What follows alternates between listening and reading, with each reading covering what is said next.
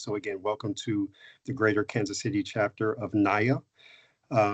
We appreciate you, again, taking time away from your schedule to join us today to talk about a topic that I feel is going to be very actionable.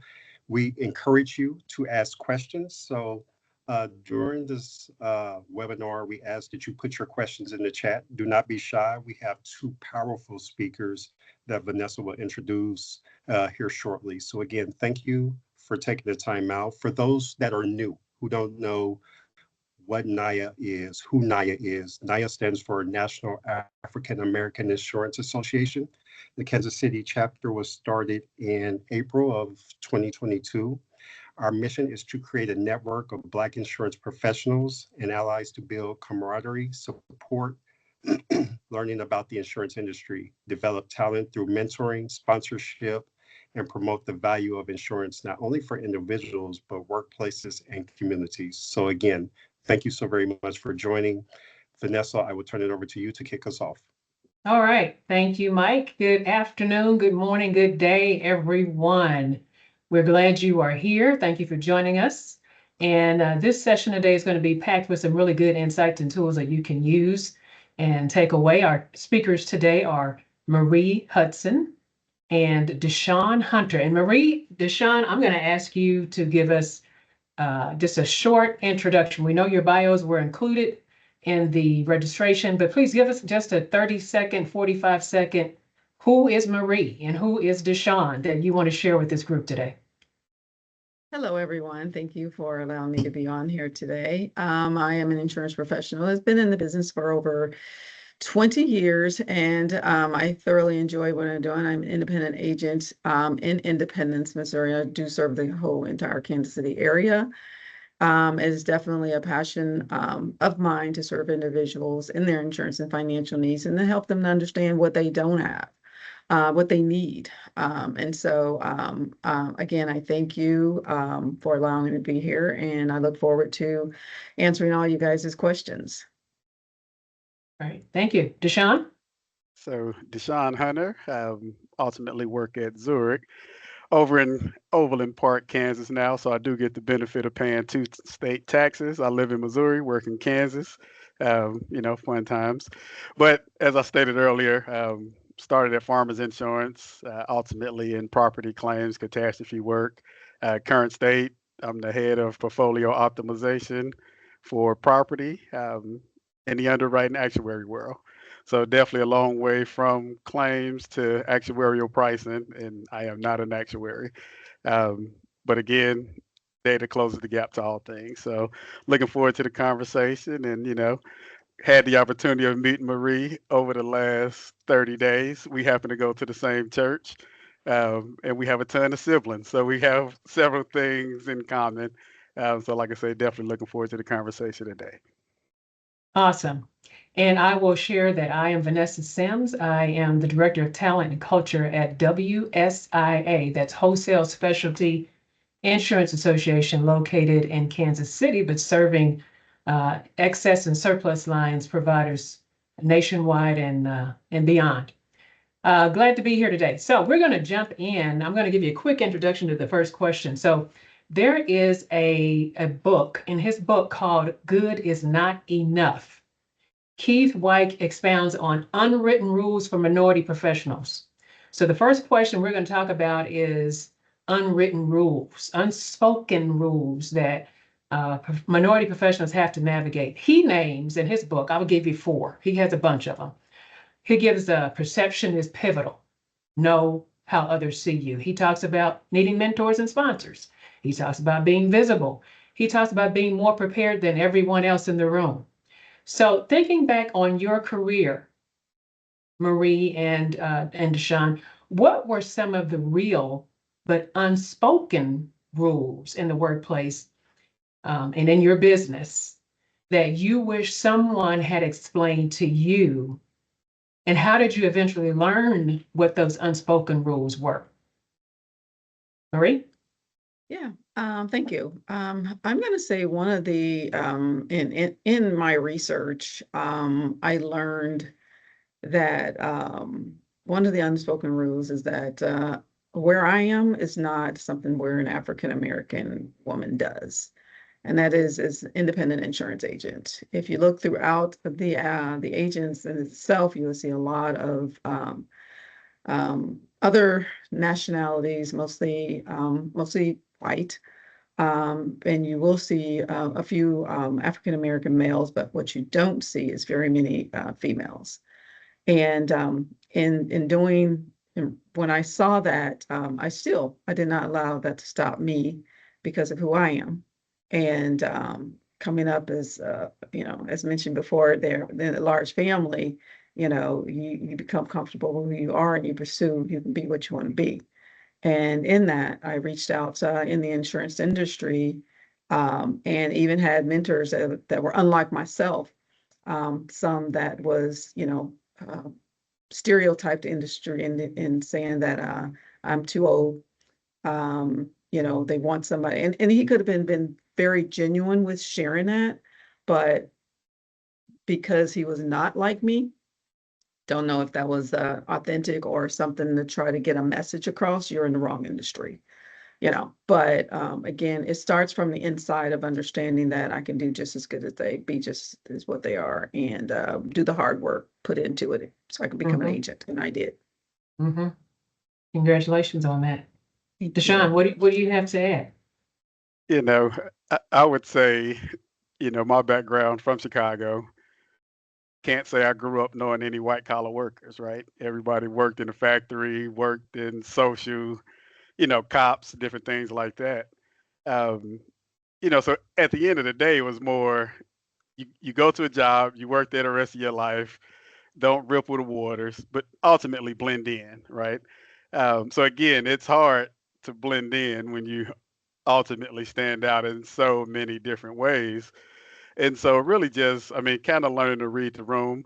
But really, we kind of talk about being your authentic self, but what does that really mean, especially when, from a professional standpoint, just kind of understanding what that looks like.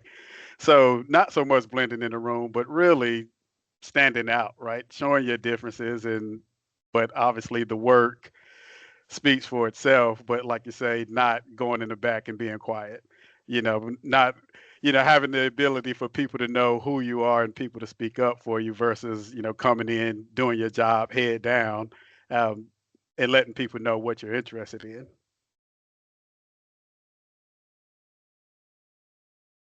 You on mute, Vanessa?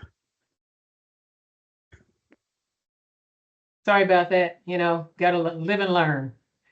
All right. Are there any unspoken rules that you would say that you would advise the group to be aware of today? I know you talked about being the only, or someone giving you the perception you don't belong, or you're in the wrong business. Any other unspoken rules as we navigate careers that you would advise our audience to be aware of today? I would say study emotional intelligence, right? Mm, Understand what emotional intelligence is. I mean, that's probably the biggest thing I wish I would have knew from day one. Um, and again, it's the self-awareness, right? If you're self-aware, then you can make adjustments and corrections if needed. mm-hmm. Self-awareness and emotional intelligence. Okay. And I would All add right. to that, to which falls right along in that category, is to be aware of the unlimiting beliefs that you have that can stop you from pursuing what it is that you want. For instance, if someone does try to say that, this is an environment that you're not supposed to be in for whatever reason, um, that self-development, whether it be spiritually, psychologically, emotionally, whatever it is, that will help you develop into who you are created to be. It will not allow those various things to stop you from where you wanted to go. Matter of fact, they make it a challenge to help you to Mm-hmm. make it there. Mm-hmm. Makes sense. So I'm going to go on to another question. So, in environments dominated by others, male, female, white, whatever, how did you learn to read the room while staying true to who you are? And what I mean by a room, it can be a group dynamic, it could be a business meeting, a social setting, a small group meeting, it can be one-on-one. How did you learn to read the room while still staying true to who you are? I'll start with that. I for sure believe in the biblical time context of being swift to hear, slow to speak. And with me having my ears wide open to the entire room, I actually am in a care ministry in my church as well, which is what do I do? I'm a good listener and look at body languages. I pay attention to the answers to open-ended questions, and based on their answers, I still stay true to myself because I believe I'm an equal. I don't believe I'm any inferior or they're superior or any of the such, but it helps me to move to my next step and approach as to understanding, because that gives me insight to who they are, whether I am acceptable in their sight or not. But that's not my problem. That's a problem of theirs. So I still move in a level of confidence. Mhm. It's a good strategy. Listen before speaking and paying attention to what's going on around you. Love that. Yeah, I would say, reading the room is not necessarily about blending in. Like I say, definitely listening and seeing what's the subject matter and really how to frame the opportunity, right? Because, and again, it kind of goes back to the emotional intelligence. If there's a disconnect, you can easily charm in, whether you can say the same thing, but it becomes how do you say it, right? You can frame it as a question, or you can make a firm statement, or kind of as a suggestion. But really, like I say, trying to get your point across, again, you do have to read the room and get that buy-in, and really identify who's in the room. Um, are the decision makers in the room, or is this something to take away and frame up your problem statement and coming back to it? But really, like I say, just more from the standpoint of, emotional intelligence, which one of my tools in my tool bag do I utilize here? hmm You all making some really good points, because it's important to, like you say, use the emotional intelligence. So we're tying back to the previous conversation we had, knowing what tools you have in your toolkit to pull out and use, who's in the room, or what level are these folks, are these clients, potential clients, etc.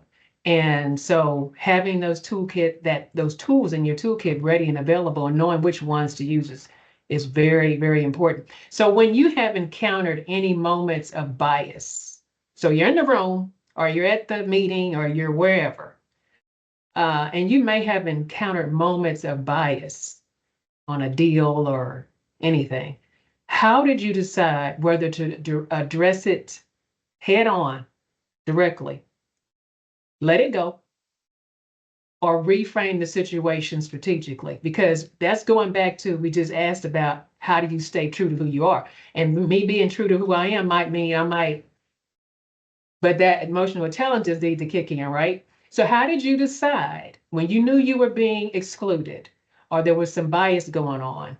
How did you decide whether to address it? What did you go through in your mind? Give me a real example if you have one, to let it go, reframe the situation, or address it. I love the question. um, and I'll kind of, and I like, you touched on the framework, right? And so basically what you said is, if you're in the room, do you protect people? Are you the architect? Are you a visionary, right? And I see I have some Liberty Mutual people on the call, so I'll be very specific in the prior role, right? So I've managed people for years, and some people memories are extremely long tailed, but it's like yesterday. And so sometimes you have to protect people. And again, we're at that time of the year, performance reviews, right? How did you perform last year? Right? At least that's the way it should be, right? How did you perform in the last 365 days? And in some cases, specifically at Liberty Mutual, I felt like people would bring up things that happened 5 cycles ago about a person. And so it kind of went into the perception of that person to things that had nothing to do with the current performance of that person. And that's one of the things where, hey, that's okay, let's pause, right? That's something that requires immediate attention because you're about to impact somebody based on what they did 2 cycles ago, 3 cycles ago, Mm, right? And again, performance should be based on the last year.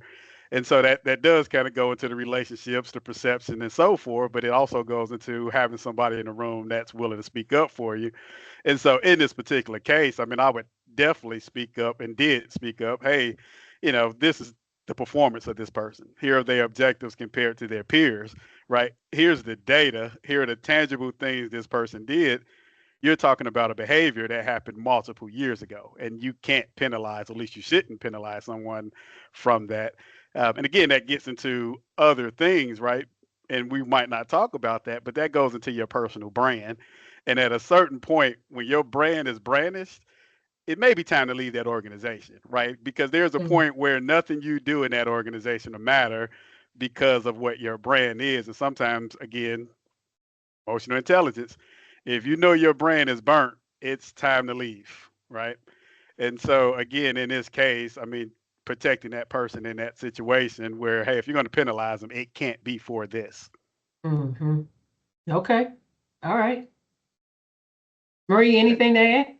Yeah, I'm going to start with myself because it goes back to that emotional intelligence when that bias kick in, having prepared yourself mentally and emotionally and psychologically to deal with that is what determines the outcome. Will help determine the outcome because you'll still be you when it's all said and done. Like I'm in the city of Independence, where there's a lot of history of slavery. It's over here, and my own first fear was being in this area, and so I dealt with that, and I'm like, no, that was then. This is me now, and so I'll go to where there's an agent. I actually recently, just a couple months ago, one of my clients switched to my agency because of who that other agent was, her color, everything else, and of course we make a practice of not stealing each other's clients. So I call the agent to let her know. And of course, she comes right in it. And I'm sure there's some bias off in there because, she's white, I'm black. And now I got her black customer client. And so she comes straight in the way that she was coming is I stayed calm and cool and collective to who I am, the purpose of which I called in. And that was to, let her know, hey, your insured called.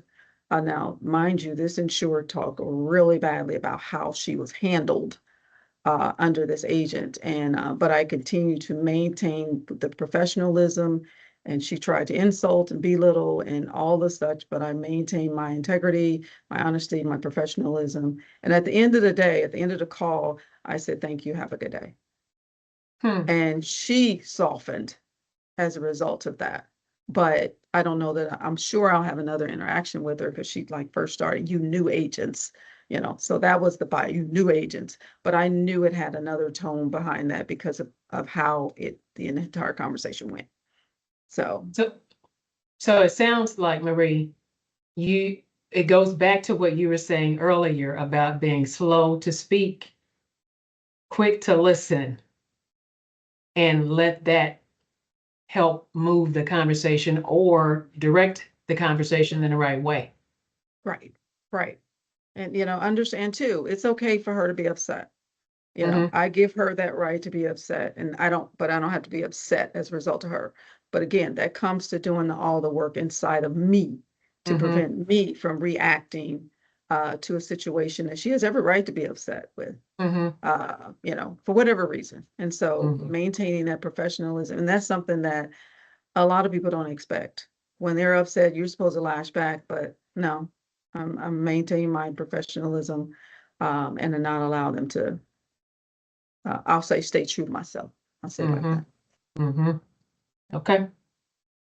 So along those lines, what advice would either of you give underrepresented professionals about positioning themselves for advancement in environments where leadership may not look like them or may not fully understand your past experiences?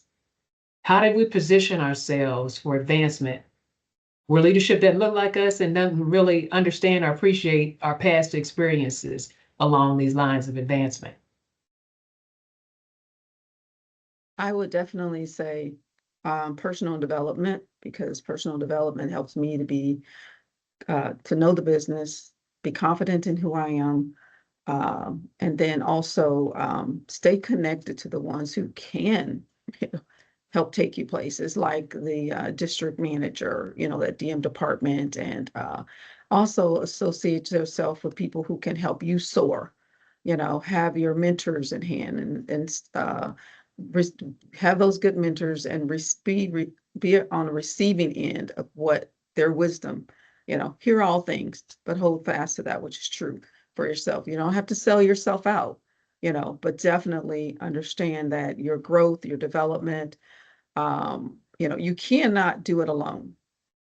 And we can only go so far, but others who can help catapult us into areas that we could have gone without having tried to do it on our own. So be connected, continue to, like I said, develop and everything. And those district managers, being who I am, I had my district manager reach out to me to say, "You are not leaving me, are you? I don't want you to leave me," because I had another agent that reached out to me to partner in his agency, and mine is doing well. So I'm like, well, let me think about it. Well, he mentioned that to the district manager. District manager called me twice to say, "No, I need you over there. I want you to stay over there," And of course, that really felt good that, I have this white district manager calling over me saying, "No, I need you in that community."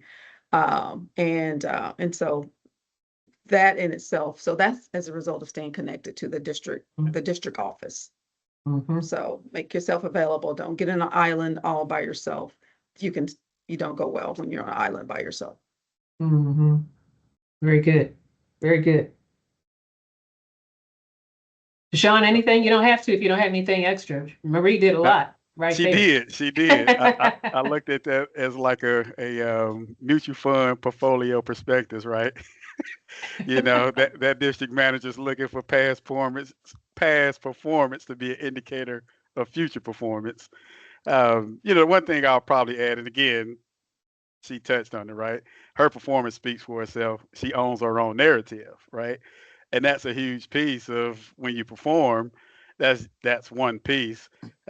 Creating that visibility, her boss, and hopefully her boss becomes an advocate at the next level. But then, taking it a step farther, and I would say building you a portfolio of sponsors, right? Taking it a little bit farther than your network. Obviously, you want to have a strong network, but do you have a sponsor, or do you have a portfolio of sponsors that you can brainstorm on, or they may be pushing you into things that you might not have even considered? So again, building those relationships and having that, portfolio for the next opportunities, and it even doesn't have to be for the next opportunity, but for the continued success of your current role. Sometimes your sponsor can give you insights into the work that impacts you that your boss may not be sharing, and now it makes more sense if that, so again, building those relationships beyond your direct line of operation. Okay, very good. So how would you define, I know this wasn't on the list of questions, but since you went there, I'm going in. So how would you define for our audience your definition of a mentor versus a sponsor? Because they're not the same. They're not. I would say a mentor is a little bit informal. Somebody you probably have a regular cadence with, talk about performance, current roles, future opportunities. A sponsor, definitely somebody who's advocating for you when you're not in the room. Sponsor, someone who may tap you on the shoulder or help you get tapped on the shoulder for the next opportunity. But somebody that's ultimately helping you develop for future opportunities beyond what you may even know you're interested in. I see someone in the chat mention something about a personal board of directors.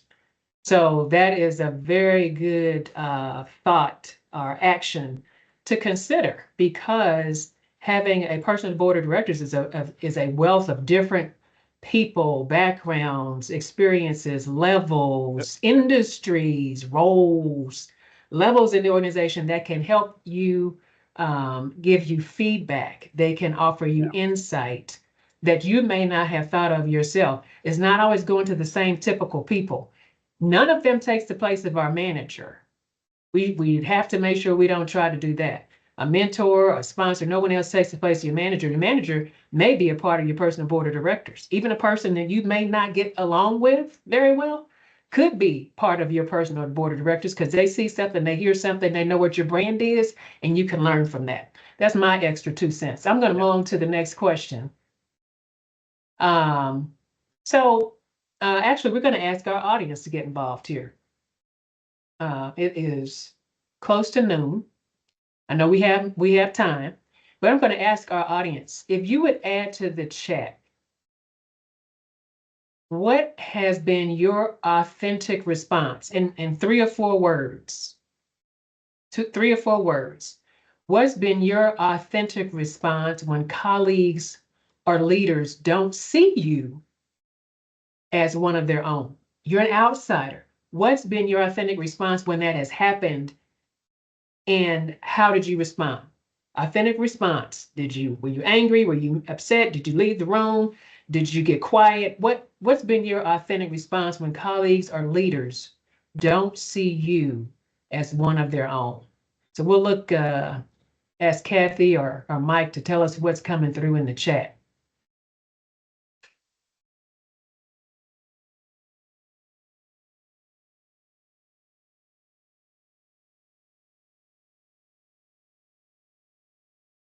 Okay, would love to explore the reasons behind why they don't see me as one of their own.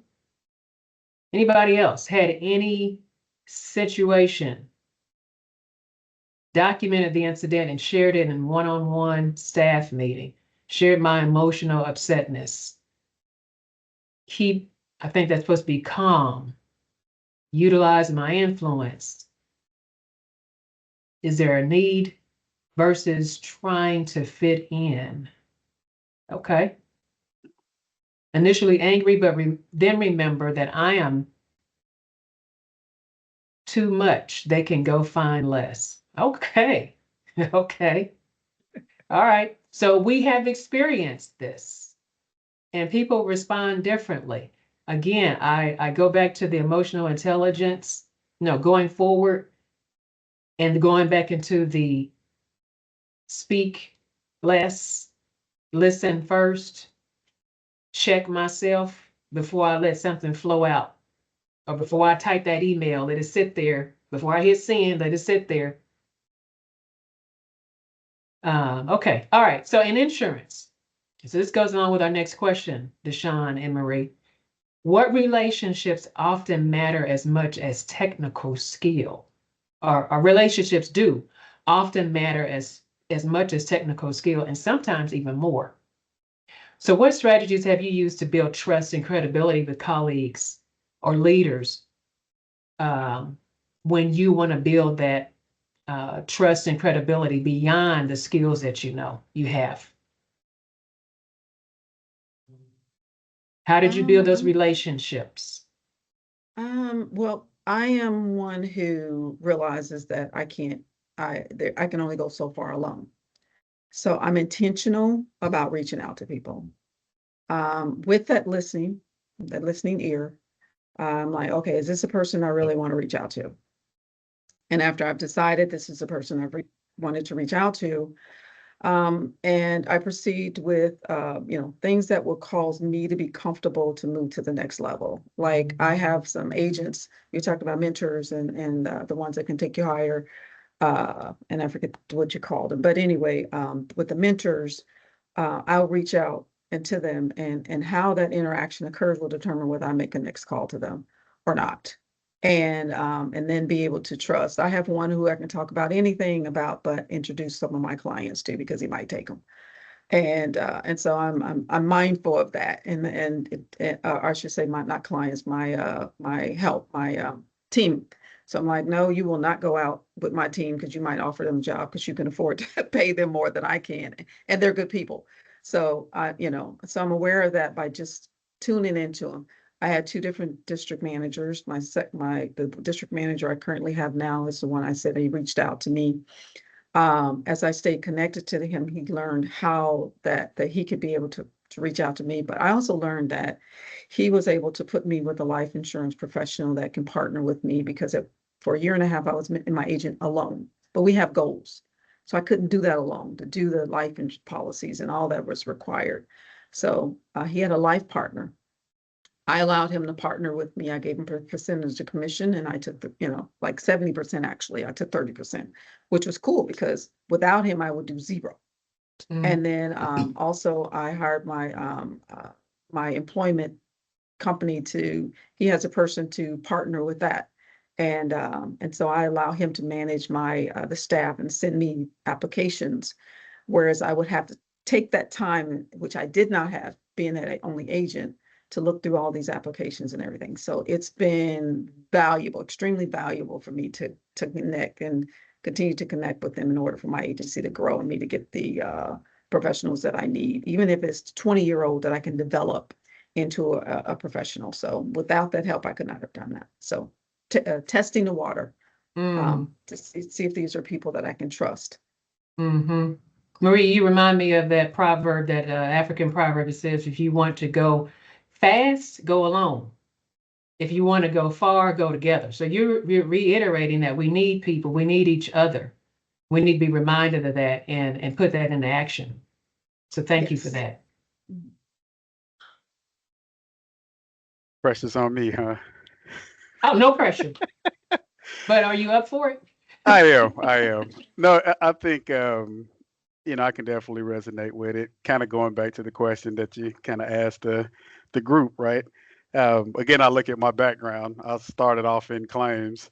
I've never been an underwriter. I've never been an actuary, but ultimately moved from claims into a underwriting technical leadership role, right?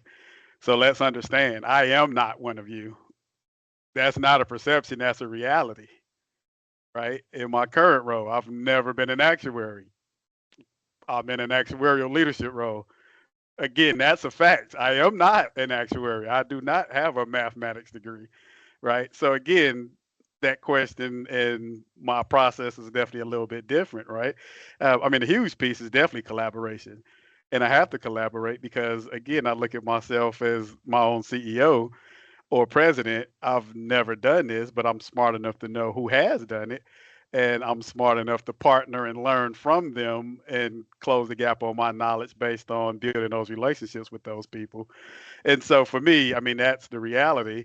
Um, lean not on my own understanding. I'm going to have a baseline of my understanding, but I'm smart enough to work with people and collaborate and close the gap on anything that I know, which again ties back to the emotional intelligence.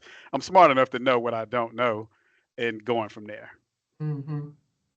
All right. Thank you. Thank you for that.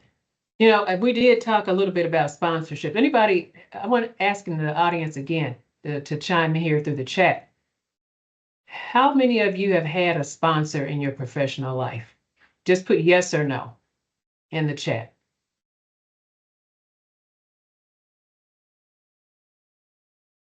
Okay. Quite a few yeses. And some have had multiple sponsors.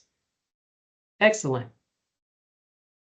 Unknown. Oh, that's an interesting response. Not sure. Okay. He's on the screen. Okay. So quite a few of you have had sponsors. And so we're going to go deeper into that role. What role did a sponsor play, or a senior advocate play in helping you all move from being an outsider to an insider? Are there specific examples? We talked high level about what a sponsor does. Are there a specific time that you can recall that your sponsor helped you move from being an outsider to an insider in your professional life? For me, definitely. And again, I've worked at Farmers, Nationwide, Liberty Mutual, and ultimately here at Zurich.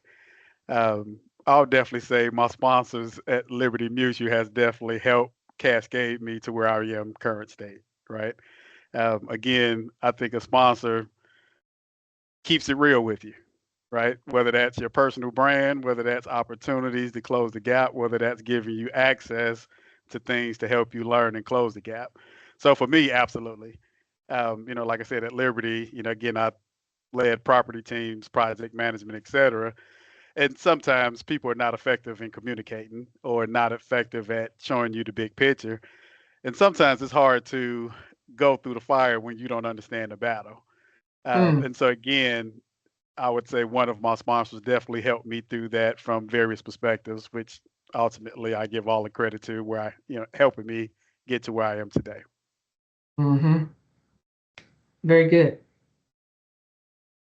Yeah, I would say one of my sponsors, which would be the same thing, and having that DM on my side has just been grand, because with the encouragement and the access that he gives me to the district office with the life partner and the hiring personnel partner, that helps me get to the presidential club. But even before, where we have trips and everything like that, but even before getting to that, there was an agent who was no longer in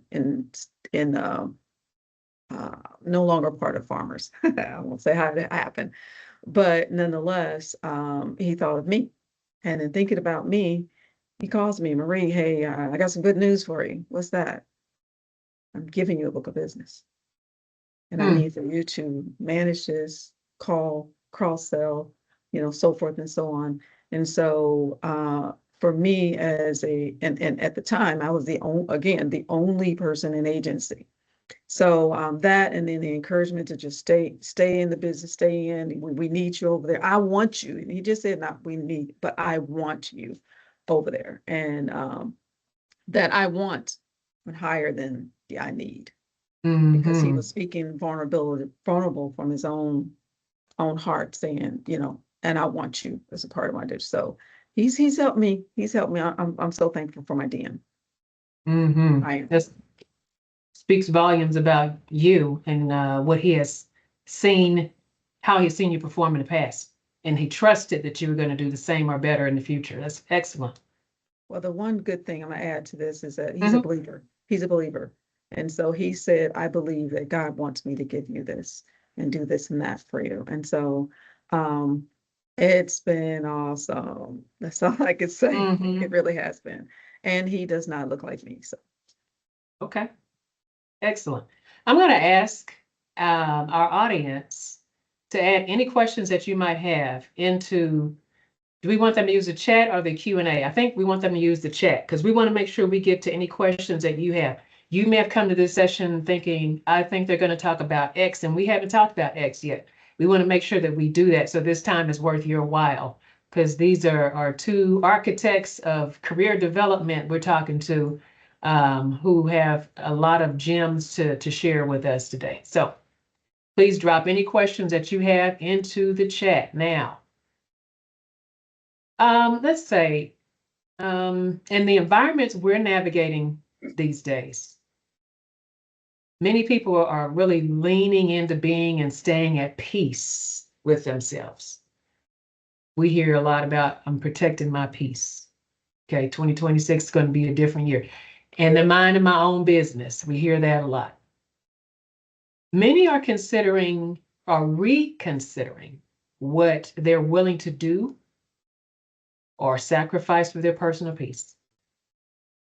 Looking back now, what does being an insider really mean to you? Does it matter to you anymore, more than your peace? And how would you encourage others to define success and belonging on their own terms? And that's a long question, but we're getting at, many of us are looking at just being at peace with ourselves, minding our own business. How do we balance that, trying to be an insider and move our career along? I'm gonna say for me, it was pursuing what I'm passionate about, because I'm coming from a different perspective of it being a 9 to 5 that I have to go to. I absolutely love what I do. And because I love what I do, it not only gives me joy and gives me peace and fulfillment and contentment. And because I've done that, it's like this is what I was created to do. So I'm living my purpose. That in itself is peace for me. Now, does it get tiring? Yeah, I have to take that break because it is mentally tiring. I have to set up boundaries and say, okay, I need a break now. I need a break now. And I have phone systems and different things like that in place to act on behalf, to take up where I left off, call my service team. I hired a service team. That was another thing my DM gave me. He said, you know what, we can get a service team for you so they can handle that while you handle sales. And so I pay for that monthly. And hey, choose option 2 instead of choose option 1. But anyway, so I set the boundary where I need the break, the mental break. So for me to refresh and regroup and then come back at it. But because I love what I do, it makes it to where I look forward to coming into work every day. Mhm. Excellent. Very important. Love what you do. Okay. Vanessa, we have a question in the chat. What bit of advice would you go back and give your younger self? To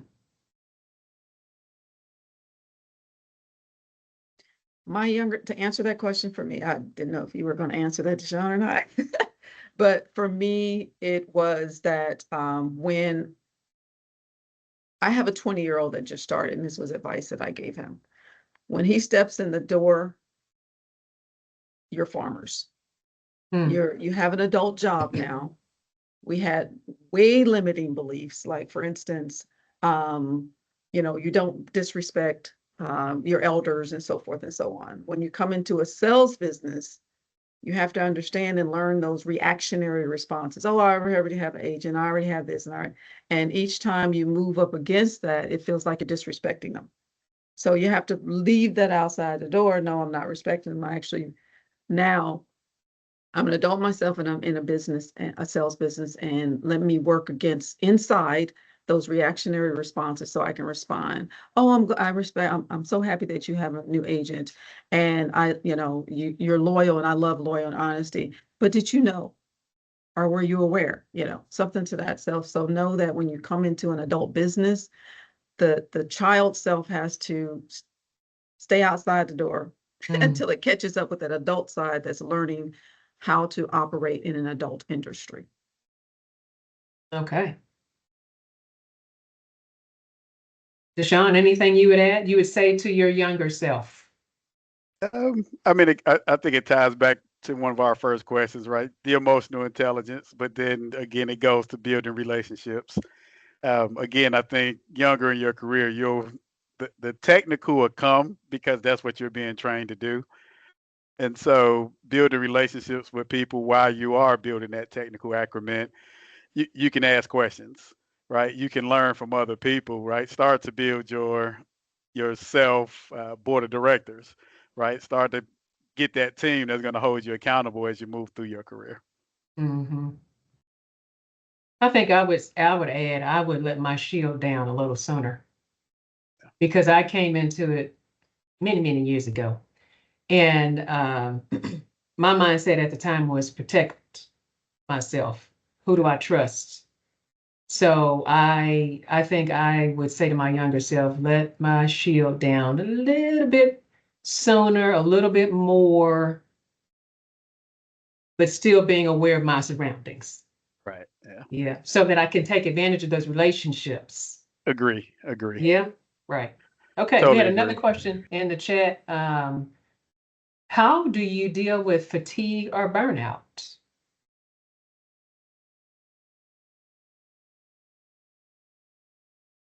Either of you. Go for it, Deshaun. I'll be honest, right? I worked in property claims for 15 years, way too long, right? And how do you deal with fatigue and burnout? Ideally, not get there, Mm, right? Like future forward. Don't let the glass ceiling hit you without you having eyes down range, right? And again, not everyone wants to promote or whatever, but I mean, there are surrounding roles. If you're in claims, you can become a trainer, you can go to QA, you can change your situation before you get to that burnout. Um, so again, I mean, if you are burnt out, I would definitely say, let's step back and figure out what other opportunities are there. Because sometimes you definitely get burnt out and you have to realize you're just in the wrong place or you've been in that place for way too long.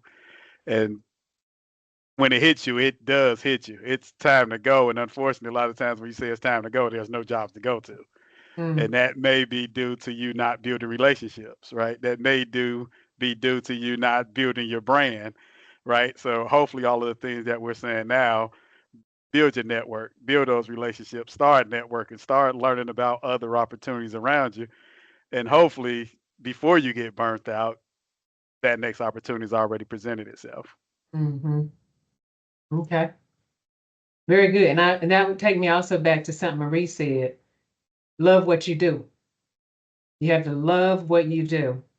And if you're not loving that, why am I not loving what I'm doing right now? What do I love? And how can I get to that? How can I use the experiences I'm having now to help me get to where a job or position, a company, a boss that I enjoy working with? You all have mentioned several things that are going to be a part of the KC, NIA KC Emerging Leaders Program. I'm putting in a selfish plug. Topics on optimizing your personal brand, building your professional network, being your authentic self, finding and leveraging a mentor. Those are 4 topics that are going to be a part of the Emerging Leaders Professional Empowerment and Development Program that's going to start in April. More news to come on that, so look for the email that comes out announcing that. Next question.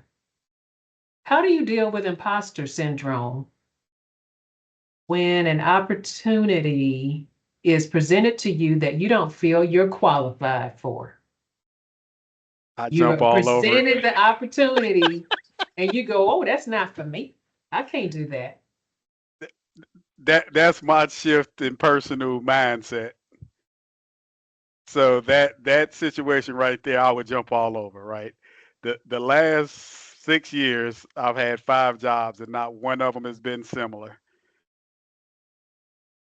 And prior to that, the 15 years was the same role. So I mean, honestly, I feel like if you're looking at a job and you meet all of the qualifications on that checklist, you're overqualified. So if there's not Mm, gaps for you to, if there's not gaps, then I don't want the job, right? Because I want to take a job that I'm going to learn and the time it's going to take me to learn, it'll take me a long time to get burnt out. But if I take a job I already know, I can assure you I will be looking for another job in 9 months, mm. guaranteed. All I right, see it Marie. as a challenge. It's a challenge. I would say when I first got into the insurance industry, I had an interview with the company, and I knew he was pleased, and he said, I'll call you. I have a couple more interviews because I nailed that interview. I know I did. But then when I walked out about it, I prayed about it, and I heard these words: "Why do for somebody else when you do for yourself?" I called him back the next morning. I said, hey, I'm out of the running for that job. I said, I'm going to pursue an agency for myself.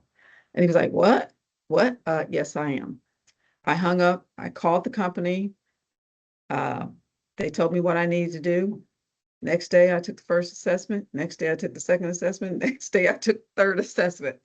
And it's a challenge, but it's also, again, it's what I love doing. So I can go further in what I love doing, but I see it as a challenge. I see commercial policies as a challenge to me. I'm determined to make that one of my goals to be a commercial challenge, a commercial policy, and Nicole can probably uh, relate to this, but uh, a champion, commercial champion, because they are so intimidating. There's ooh, a lot of stuff to them, and they can really rack your brain. You got to pull aside, clear your head, and get back in the Mm-hmm. game. Get back in the game. Okay. Well, to the question of being that imposter syndrome, I would also add to that Someone approached you with the opportunity. They saw something in you that maybe you didn't see in yourself. They saw something in you and presented you the opportunity. Jump on it. You can learn what you need to learn as you go, as you grow. You can ask the person who recommended you for the opportunity or someone in that space, find you a mentor. Again, we're talking about some of the same things that we need to help with this imposter syndrome. Finding a mentor that will help you in whether it's skill building or whether it is some soft skills to help you improve your confidence, your self-confidence. Go for it. Learn from other people. Yeah. And put yourself out there. You'll do well. I had Absolutely. 7 mentors that helped me, and each one of them added a different value. Okay, very good. And I'll add to that, Vanessa. If you don't take that opportunity, it may never come back around. That's true.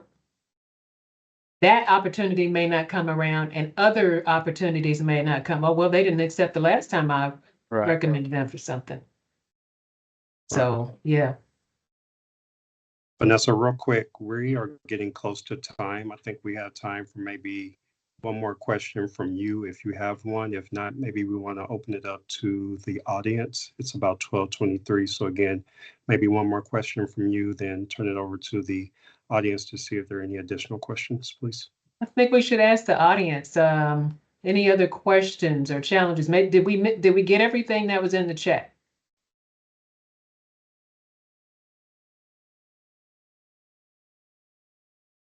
Imposter syndrome, fatigue, new message. How to find a mentor or a sponsor. How would you go about finding one? I would say here at Zurich, we actually have a formal process of finding a mentor. But if you don't want to follow a formal process, or if your company doesn't have a formal process, I mean, I would probably start with your current leader, right? Letting them know what you may be interested in. And if you don't feel that that's a safe space, finding somebody at that position to hire and kind of letting them know, what you might be interested in and having them connect you with someone within the organization. Okay. I'll start with when I was in college, I wanted study partners. I literally stood when they professor said, "You have any questions?" I stood up. I said, "Yes, I want some people that I'm going to study with, a study partner." And I don't want people who are not going to do their job. Literally, because I knew what I needed, and wherever I end up cutting the ones that were leaving the responsibility to us. My point is reach out for self. Watch, see, are they successful in what they're doing? I mean, I've even had bad personality people, but I grasped from them what I needed for myself. So are they successful in the game? And if they're successful in the game and you're able to glean something from them, be intentional about choosing your people if you don't have somebody else to choose them for you. And I would add to both of those great comments, you don't have to actually ask the person to be your mentor right off. Ask the person to coffee. Right. Or chat. Can you spare 10 minutes to answer a question for me on X? And just get to know the person a little bit and figure out, oh, would I want them as a mentor? I don't know if I do now or not. Oh yeah, I really would. Would you mind having another 10, 15 minutes with me in another month? And build it up that way. It doesn't have to be all in. Oh, be my mentor. Why?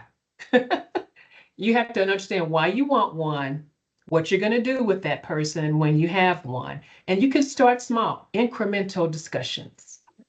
That's my last 2 cents for the day. Mike, I know we want to thank Marie and we want to thank Deshawn for all these jewels and gems they have dropped on us today. It's been wonderful. Hopefully everyone has taken something that they can walk away with and apply right away. Mike, you want to close us out? Yes, I think Kathy's going to close us out. I think we have one more question, Kathy, in the chat. You want to hit that before you close us out, please? Sure. Someone had asked a question about dealing with being provided additional responsibilities because you're qualified to do it, but then you don't get the promotion. And I think that really has to deal with having some difficult discussions with your manager about why, like directly asking why. Why you give me all this work and all this responsibility, but then I don't get the promotion. But I'll turn it over to Marie and Deshawn for a quick comment on that if you have one. Yeah, 30 for me, minutes, 30 I, I seconds, 30 I would seconds. say for me, I look at, and again, internal within your operation or another operation. One, I totally agree with you having that conversation with your leadership team. But then the reality is, to me, it helps prepare you for that next interview, whether it's there or somewhere else. I've done this next level role. I have the capability. So you're actually learning the skills for that job. It may not be where you are. Mm. Great, great. All right, well, thank you so much to Marie and Deshawn for being with us today and all of the great commentary and excellent advice. And I want to thank everybody for attending today's webinar, From Outsider to Insider: Strategies for the Underrepresented Professional. As we look towards 2026, our chapter theme this year is Elevating Excellence, Expanding Opportunity, and today's discussion is a direct reflection on that mission. Our goal is to be a premier professional organization. We don't just want to provide a seat at the table, we want to provide the tools to lead it. So thank you so much for attending. I would direct it, if you're not a member of NIA Greater Kansas City, please consider doing so. And you can find out more information at niakc.com. Also, the national chapter is nia.org, where you can sign up to become a member. Please be on the lookout for future programming, as Vanessa gave that selfish little plug there for the Emerging Leaders Program, which is going to be awesome.